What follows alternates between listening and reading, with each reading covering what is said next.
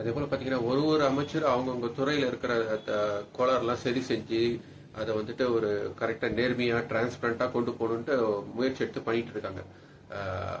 ஏன் சொல்றேன்னாக்கா, இன்னைக்கு வந்துட்டு ஒரு ஆட்சி அமைஞ்சிட்டு அதுக்கான மக்கள் கிட்ட வர டாக்ஸ்ல இருந்தோ சென்ட்ரல் கவர்மெண்ட்ல இருந்து வருமானத்தை வச்சுட்டு ஸ்கீம்ஸ் போறதுல பெரிய பிரச்சனையே இருக்காது.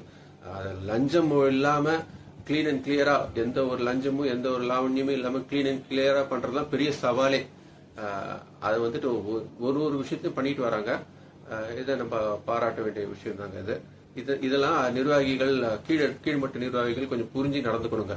லெவல்ல இருக்கிற நிர்வாகிகள்லாம் இதை புரிஞ்சுக்கிட்டு இந்த அவருக்கு தொல்லை கொடுக்காத மாதிரி பாத்துக்கோங்க, இருக்கணுங்க. நீங்க வெளியில இருந்து தொல்லை கொடுத்தா அவர் சமாளிச்சிடாரு. இந்த மாதிரி உள்ள இருந்தே குழி பெருக்கிற மாதிரி யாரும் பண்ணாதீங்க டிவிக்கு நிர்வாகிகள்லாம். அதை தாங்க இதை காமெண்ட் பண்ற அன்பான வேண்டுகோள். நன்றி, வணக்கம். பிடிச்சிருந்தா லைக் பண்ணுங்க, பிடிக்கலனாலும் ஷேர் பண்ணுங்க. வேற யாருக்காவது இந்த கண்டென்ட் பிடிச்சிருக்கலாம், இல்ல அவங்களுக்கு பிரயோஜனமா இருக்கலாம். நன்றி, வணக்கம்.